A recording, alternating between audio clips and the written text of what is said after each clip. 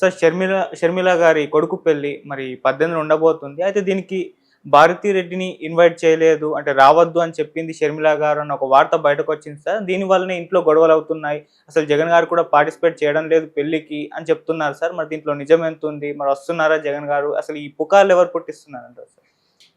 అది నిన్న కూడా చెప్పుకున్నాం. యాక్చువల్‌గా మనం షర్మిల పెళ్ళికి జగన్ వెళ్తున్నాడా లేదన్న ఒక చర్చ నడుస్తుంది. ఇప్పుడేమో ఈరోజు అంటే నిన్నటి నుంచి ఈవినింగ్ నుంచి ఒక వార్త వైరల్ చేస్తున్నారు. అదేంటంటే షర్మిల భారతిరెడ్డిని పెళ్ళికి రావద్దని చెప్పింది. వాళ్ళ మధ్య గొడవలు ఈ మధ్య కాలంలో బాగా పెరిగాయి. ఎందుకంటే సాక్షిలో నాకు వాటా ఉందని షర్మిల ఓపెన్గానే మాట్లాడడం. దాంతో భారతి నీకు వాటా ఉంటే మరి నువ్వు కూడా జైలుకి వెళ్ళి ఉండాలి కదా అని ఆమె అడిగిందని. ఎందుకంటే జగన్ జైలుకి పోయింది అక్రమాస్తుల కేసులో. అలాంటప్పుడు ఈమెకి ఆస్తుల్లో మాత్రమే వాటాగా కానీ శిక్షల్లో లేదా, మరి ఈమె పేరు ఎందుకు చేర్చలేదు ఎక్కడ అన్న విమర్శలు షర్మిల మీద వచ్చాయి. అంటే ఆమె సాక్షి నా మీద విమర్శలు చేస్తుంది, ఆమె ఒక విషము అని టైటిల్ పెట్టి కూడా సాక్షి వాళ్ళు కథనాలు చెప్పారు. అంటే సాక్షి విషమని చెప్పలేదు, వేరే ఆయన కొండ రాఘవరెడ్డి చెప్పిన దాన్ని వాళ్ళు టైటిల్ పెట్టి చేశారు. ఆ టైంలో ఆమె చాలా కోపంగా మాట్లాడింది. సో షర్మిల మాట్లాడి నాకు సాక్షిలో వాటా ఉంది, మా నాన్న దాన్ని పెట్టింది, సాక్షిలో నాకు ఉందనేది ఆమె చెప్పింది. దానికి షర్మిల కౌంటర్ ఇచ్చినట్టుగా చెప్తున్నారు. భారతిరెడ్డి ఎక్కడ బయట అయితే ఏం మాట్లాడలేదు, కానీ మరి వాళ్ళ ఫ్యామిలీలో ఏమైనా గొడవలు జరిగేది తెలియదు. ఇవన్నీ పుకార్లా నిజమా అనేది కూడా తెలియదు. ఎందుకంటే ఇప్పుడు మామూలుగానే ఆంధ్రప్రదేశ్లో మీడియా 2 రకాలుగా విడిపోయింది. తెలుగుదేశం అండ్ జనసేన వైపు కొంత మీడియా, ఇటు సాక్షి వైపు కొంత మీడియా. ఈమెనేమో తెలుగుదేశం మీడియా విపరీతంగా షర్మిలాని హైలైట్ చేస్తుంది.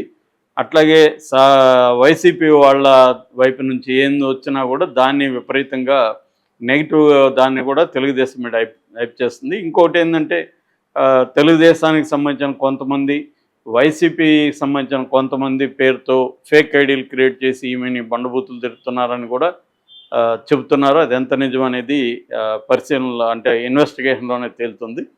అలాగే పోలీసులు వైజాగ్లో ఒక అతన్ని పట్టుకున్నారని చెప్తున్నారు. అతను తెలుగుదేశానికి సంబంధించిన వ్యక్తి, వర్ర రవీందర్ రెడ్డి పేరుతో అతను భారతికి పిఏగా ఉండేవాడు. అతని పేరుతో షర్మిలాని తర్వాత సునీతారెడ్డిని చంపేస్తానని పోస్టులు పెట్టాడని చెప్తున్నారు. సో ఒక ఘర్షణ వాతావరణం అయితే నిశ్చితార్థం తర్వాత ఇదంతా కూడా పరిణామాలు చోటు చేసుకున్నాయి. చాలా వేగంగా మారిపోయింది సీన్. నిశ్చితార్థంలోనే జగన్ వెళ్ళినప్పుడు ఆమె వెళ్ళి రిసీవ్ చేసుకోవడం కానీ, జగన్తో ఆప్యాయంగా మాట్లాడడం కానీ, ఫోటో కూడా ఆయన పక్కన నిలబడి ఫోటో తీసుకోవడం కానీ ఇవేవి చేయలేదు. అన్నీ జగనే యాక్టివ్గా 10 సార్లు పిలిస్తే దూరంగా వచ్చి వాళ్ళిద్దరు నిలబడ్డారు. అది కూడా విజయమ్మ పిలిస్తే మళ్ళీ వచ్చారు. సో అతనితో ఆప్యాయంగా ఎక్కడ కనిపించలేదు. సో ఈ వీడియోస్ బయటకు వచ్చాయి. ఇప్పుడు ఏంటంటే మామూలుగా అయితే ఇది పర్సనల్ ఒక ఫ్యామిలీ విషయం. ఆ ఫ్యామిలీ విషయాలు మాట్లాడకూడదు. ప్రతి ఫ్యామిలీలో అనేక సమస్యలు ఉంటాయి.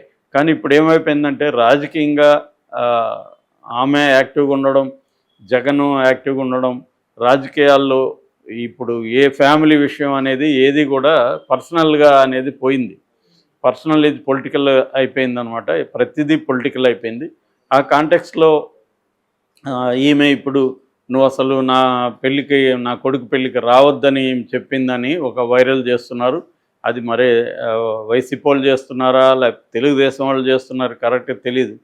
ఇప్పుడు ఎందుకంటే ఈ ఏఐ టెక్నాలజీ వచ్చినాక ఇంకా అసలు ఎవరు ఏంటి, ఇది ఒరిజినల్ ఐడీనా కాదా ఏమీ తెలియని పరిస్థితి ఉంది. దీనికి సంబంధించి మనకి అశ్విన్ వైష్ణవ్ ఐటీ మినిస్టర్ కూడా ఈ మధ్య ప్రకటించాడు, మేము దీనికి సంబంధించిన రూల్స్ ఫ్రేమ్ చేస్తున్నాం, సోషల్ మీడియాలో ఫేక్ న్యూస్ని అరికట్టడానికి అని చెప్తున్నాడు. అది వచ్చి కొంత దానికి సంబంధించి ప్రాపర్ డిపార్ట్మెంట్స్ ఏర్పడి, అట్లాగే సోషల్ మీడియా ప్లాట్ఫామ్స్ కూడా ప్రాపర్ ఐడి వెరిఫికేషన్ చేయకుండా, ఐడీలు క్రియేట్ చేయనీయకుండా కొన్ని రూల్స్ పెడితే తప్ప ఇవి ఆగవు అనమాట. సో ఆ కాంటెక్స్లో ఇప్పుడు షర్మిలాని బండబూతులు తిట్టిస్తూ ఉండేది ఇవన్నీ తెలుగుదేశం వాళ్ళు అని వైసీపీ వాళ్ళు చెప్తున్నారు. ఎందుకంటే షర్మిల జగన్ సిస్టర్గా, రాజశేఖర రెడ్డి కూతురుగా మాకు గౌరవం ఉంది. ఆమె మా రాజకీయ ప్రత్యర్థి కానీ మా ఎనిమి కాదు, మేము అలా చూడడం లేదని వైసీపీ నాయకులు చెప్తున్నారు. అయితే ఇక్కడ అందరూ ఏ మీడియాను కూడా మనం ఒక మీడియా ఏదో గొప్పగా ఉంది, ఇంకొక మీడియా చెత్తగా ఉంది అని చెప్పే పరిస్థితి లేదు. అన్ని రకాల మీడియాలు అలాగే ఆ స్టాండర్డ్స్లోనే, అంటే బిలో స్టాండర్డ్స్లోనే పనిచేస్తున్నాయి. ఓకే. సో ఈ కాంటెక్స్ట్లో భారతిరెడ్డికి ఈమె మధ్య గొడవలు పెరిగాయని చెప్తున్నారు.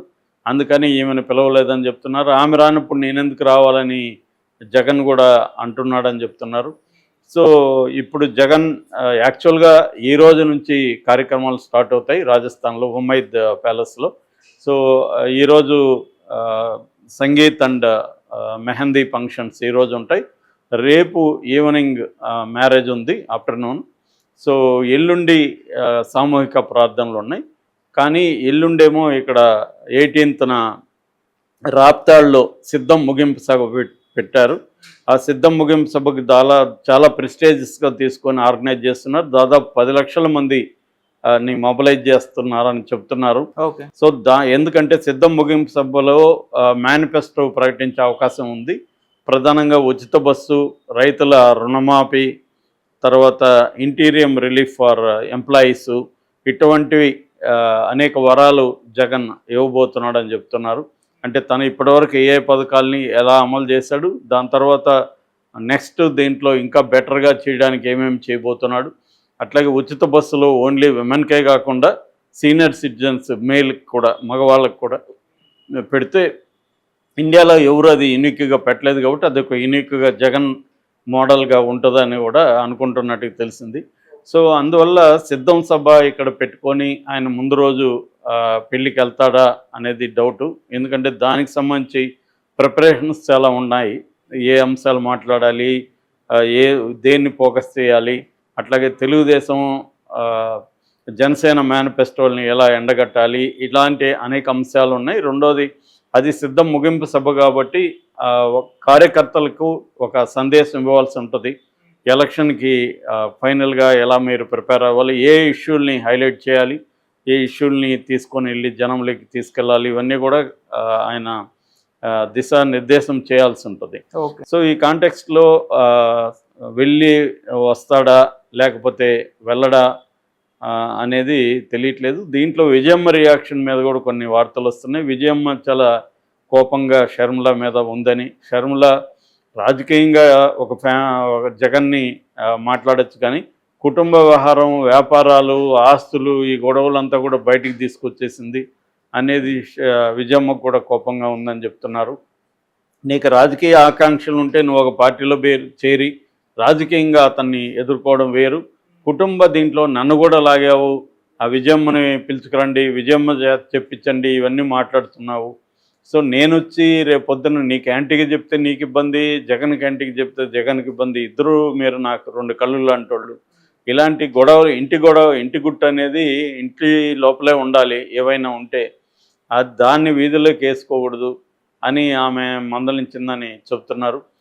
ఒకవేళ ఆమె ఇంటర్ఫీరెన్స్తో మళ్ళీ ఏమన్నా సర్దుకొని పెళ్లి వరకు కొంత గౌరవంగా జరపడానికి మళ్ళీ పిలవచ్చు అని కూడా కొంతమంది అంటున్నారు. నాకు తెలిసి అయితే ఖచ్చితంగా జగన్ కానీ భారతిరెడ్డి కానీ పెళ్ళికి అటెండ్ అయితే అవుతారని నేను అనుకుంటున్నాను. ఎందుకంటే పెళ్ళికి వెళ్ళినా విమర్శలు, వెళ్ళకపోయినా విమర్శలు ఎలాగో ఉంటాయి.